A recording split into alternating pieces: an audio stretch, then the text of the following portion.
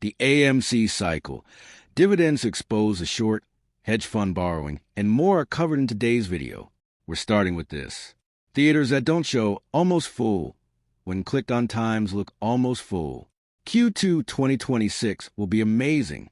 Many amazing films are coming out, and we've been looking at how well AMC's capacity is doing, whether people are going to watch them, and whether it's filled. You may perform this study anytime, and you'll find that AMC is doing well most of the time. Theaters will be filled. We know this quarter will be great because of this. We pay attention to Q1 earnings because we can apply that to Q2 once we know how well we did. But this shows that AMC is improving fundamentally because audiences are turning to AMC to view movies instead of other locations. It also proves that AMC's viewership investments are working. The box office shows how significant this is. Looks like 2026 domestic box office hit $2.5 billion, smoking the competition. We're 25.2% versus 2024, 11.8% versus 2025, and 506% versus 2021. April alone was one of the strongest in 20 years. Movie theaters are full. Hollywood eats. Sweating shorts. Therefore, we must grasp AMC's efficiency. During this box office boom, is AMC gaining the most? Does this benefit AMC? So we examine a pact. We'll check Q1 since it will confirm all we've said. As we mentioned, the fact that people are going to AMC and the theaters are filled demonstrates how well we're doing. It shows our earnings.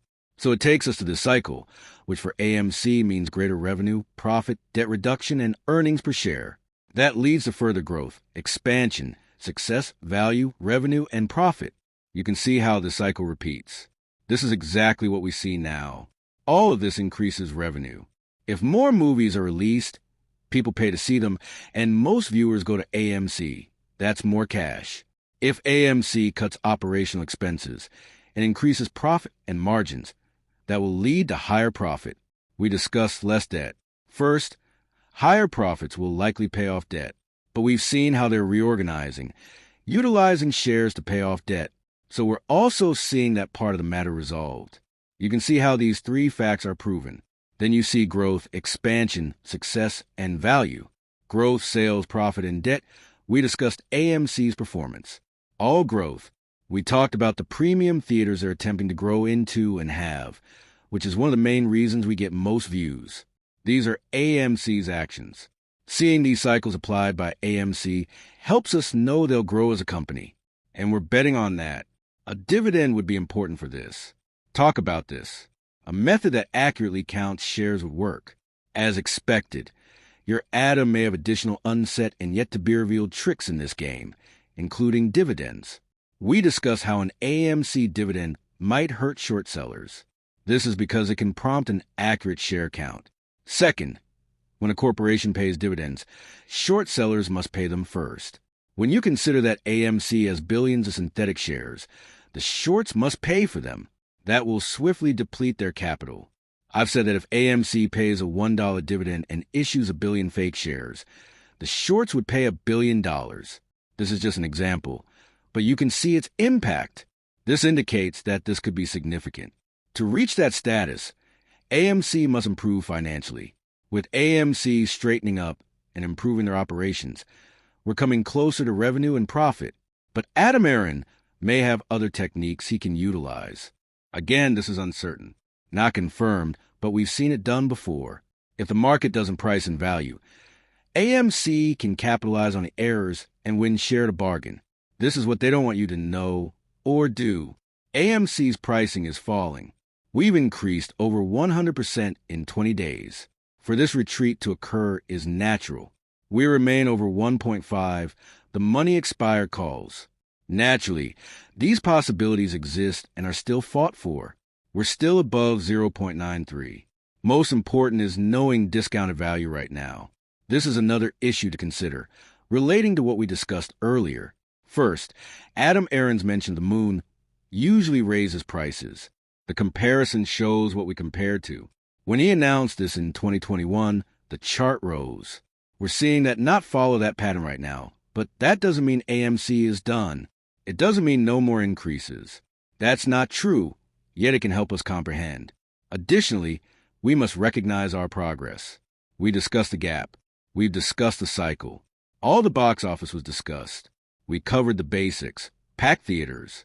We realize our undervaluation. This is how we realize we're being manipulated. Initial pullback is usual. Second, this is manipulation and retreat. This is our view. First, over 6% price drop on 3 million volume. That should reveal AMC's situation. In addition, we need to know that AMC is down, but we are only getting good news. Michael is setting records. Devil Wears Prada 2 is selling out, and Billie Eilish early screenings are packed.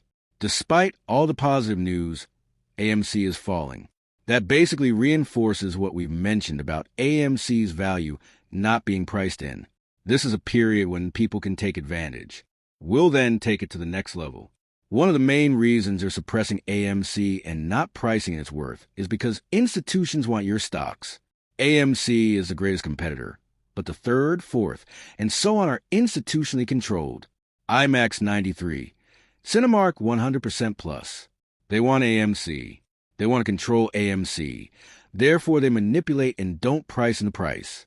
They want your shares, especially AMC shareholders. First, we possess billions of synthetics.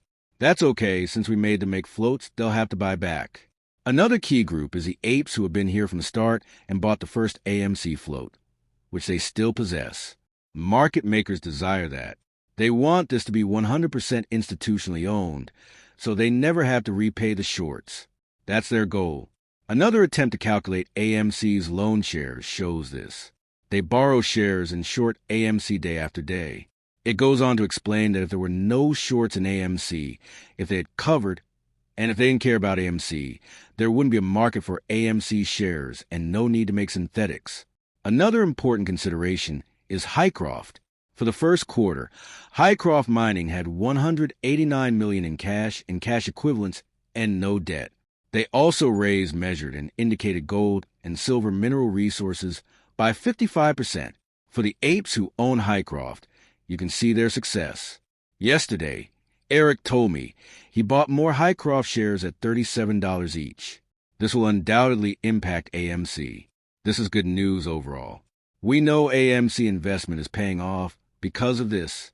Another important consideration is ComputerShare. U.S. issuers will get tokenized shares. Just lately, we discussed this. How share tokenization is growing. ComputerShare is following this path. This is designed to increase market transparency. I'm suspicious since we've seen tokenized shares exploited to manipulate equities rather than help them. Perhaps transparency will increase now that it's regulated. If they desired transparency, they wouldn't end the cash system, at least partially. So, do they want market transparency? As I mentioned before, transparency and how this could be useful are another consideration. Even AI is talking about XRT. I mention XRT because GameStop is in it with AMC and shorting the ETF to short AMC and GME. See how it's over 1,000% short. Transparency will let us understand how AMC and GME are manipulated. We know some of the strategies, but nothing has been done. First, do they desire transparency? Second, even with transparency, will they act when called out? We must ask those important questions. Short's confirmation of GME warrant market orders is another major issue for GME. They chat about how they're scared about something coming up. Why don't they want others to seize it? They like institution-held warrants. Similar problem with AMC. They don't want retail to get additional AMC and GME shares. Maybe they're limiting these orders. Trading cards have been a major market recently. We're seeing volume rise. This is when GameStop debuted their digital card website. We discussed how GME will gain from this. That's great to see. However, Robinhood, which is trying to screw retail, extended losses to 12%. We discussed earnings yesterday. They didn't beat EPS or revenue. It's doing poorly presently. When you don't target or appease your biggest audience, this happens. What's happening is clear. People are switching to others. Major news. Crude oil rises above 115 as President Trump threatens to expand the straight blockade on Iran. Due to market volatility, this is crucial. First, when oil rises, the Japanese yen hits 160. Japanese yen reaching 160 is critical, as we discussed many times. Additionally, market instability wipes off value. As oil rose beyond $100, $200 billion left the